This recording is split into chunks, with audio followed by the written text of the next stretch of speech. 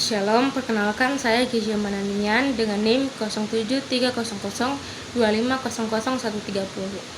Saya dari Fakultas Teknologi Kebumian dan Energi dengan program studi Teknik Pertambangan. Saya dari kelas TTG ingin menjelaskan tentang klasifikasi Berzelius golongan 1 dan golongan 2. Pertama, saya akan menjelaskan tentang siapa itu Berzelius. Johannes Jacob Berzelius tahun 1779 sampai 1848 yang biasa dikenal sebagai Bapak Kimia Modern dari Swedia adalah pelopor klasifikasi mineral berdasarkan komposisi kimia, terutama pada gugus anion yang dominan. Sistemnya ini membagi mineral ke dalam 8 golongan utama, yaitu golongan pertama ada native elements, golongan kedua ada sulfides dan sulfosal, golongan ketiga ada halides, golongan keempat ada oksides dan hidrosides, golongan kelima ada karbonates, nitrates, dan borates, golongan keenam ada sulfates, kromates, molibdates, dan tungstates, golongan ketujuh ada fosfates, arsenates, dan vanadates, golongan kedelapan ada silikates. Golongan yang akan saya jelaskan pada saat ini yaitu golongan pertama native elements dan golongan kedua sulfides dan sulfosal. Golongan pertama native elements. Nah, native elements ini adalah mineral yang tersusun dari satu unsur kimia dan terbentuk secara alami di kerak bumi. Native elements ini terbagi menjadi digolongkan menjadi 3 kelompok, yaitu kelompok logam yang dimana tersusun dari unsur logam murni yang umumnya memiliki kilap logam dan merupakan konduktor yang baik. Contoh mineralnya itu ada emas dengan rumus kimia Au, perak dengan rumus kimia Ag, tembaga dengan rumus kimia Cu, dan platinum dengan rumus kimia Pt.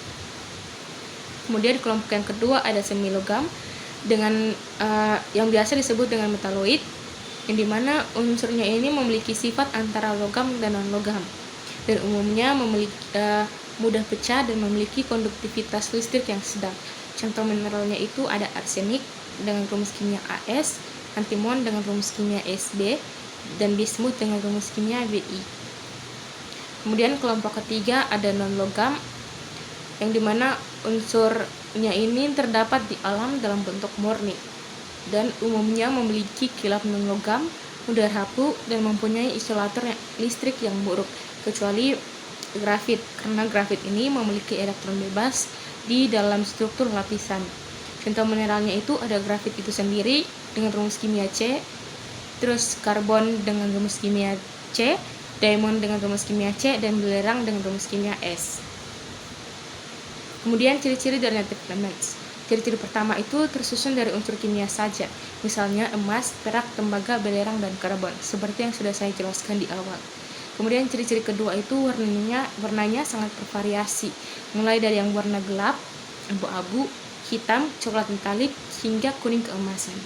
Kemudian ciri-ciri ketiga, kilap logamnya itu kilap metalik, dan untuk logam. Dan untuk non-logam itu seperti belerang dan intan itu memiliki kilap yang adamantin dan resinous. Kemudian ciri-ciri keempat itu kekerasannya sangat bervariasi, mulai dari yang sangat lunak sampai yang sangat keras, sekitar 2-10 skala Mohs. Kemudian ciri-ciri kelima, konduktornya itu konduktor panas dan listrik yang baik, itu untuk logam, dan sebaliknya untuk non-logam itu adalah isolator, kecuali grafit yang konduktor. Kemudian ciri-ciri keenam, berat jenisnya relatif tinggi karena mengandung unsur logam. Ciri-ciri terakhir terbentuk secara alami lewat proses magmatik, hidrotermal, metamorfik, atau sedimenter. Kemudian terbentuknya native elements melalui proses-proses geologi. Proses geologi ini ada 5. Yang pertama proses magmatik, yang dimana unsur logam mulianya itu mengkristal langsung saat pendinginan magma. Kemudian proses hidrotermal, di mana larutan panas mengendapkan logam di urat kuarsa atau sulfida. Terus proses ketiga proses metamorfik, yang dimana grafit dan intan itu terbentuk akibat tekanan dan suhu tinggi pada batu bara atau karbonat. Dan proses keempat ada proses vulkanik, yang dimana belerang itu mengendap di sekitar fumarole dan kawah gunung api. Kemudian proses sedimenter atau submergen, yang dimana emas dan platinum ini terakumulasi sebagai endapan plester di sungai atau pantai. Kemudian golongan kedua yaitu sulfides dan sulfosat. Nah, sulfides ini adalah mineral yang terbentuk dari ikatan antara logam dan dengan unsur belerang dengan rumus kimia S2-. Kemudian sulfosat ini sulfosat ini sama seperti sulfides, tapi lebih kompleks karena selain mengandung logam dan belerang, juga mengandung unsur tambahan seperti arsenik, antimon, atau bismut. Kemudian ciri-ciri dari sulfides dan sulfosat. Ciri-ciri yang pertama itu tersusun dari logam dan belerang atau S2-. Itu untuk sulfides, sedangkan sulfosat mengandung unsur tambahan seperti AS, SB, atau BI. Seperti yang sudah saya jelaskan di awal. Terus ciri-ciri kedua itu ada kilap logamnya yang kuat. Kadang kilapnya itu sublogam atau resinous, misalnya pada sphalerit. Kemudian ciri-ciri ketiga, warna dan goresannya itu gelap. Umumnya warna hitam, abu-abu, coklat kehijauan, atau merah gelap. Kemudian ciri-ciri keempat ada kekerasan, dari mana kekerasannya itu dari rendah ke sedang, sekitar 2-4 skala Mohs, dan sangat mudah tergores. Kemudian ciri-ciri kelima, berat jenisnya tinggi karena mengandung logam yang berat seperti Pb, Cu, Zn, dan Ag. Kemudian ciri-ciri keenam, umumnya terbentuk dari proses hidrotermal di lingkungan batuan beku. Nah, berikut adalah contoh mineral dari golongan 2, sulfides dan sulfosat.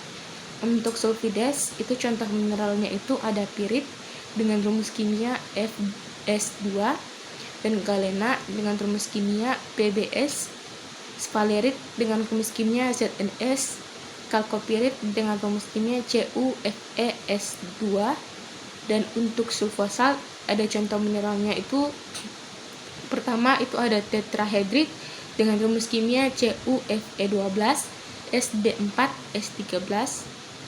Yang kedua ada prostit dengan rumus kimia Ag3, As, S3.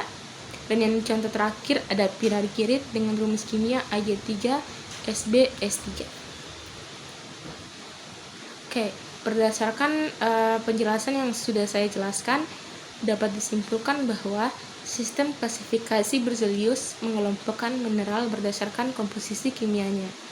Native elements merupakan unsur murni yang terbentuk secara alami melalui berbagai proses geologi, sedangkan sulfides dan sulfosat adalah mineral logam yang mengandung belerang dan unsur tambahan, serta menjadi sumber utama logam yang berharga di bumi.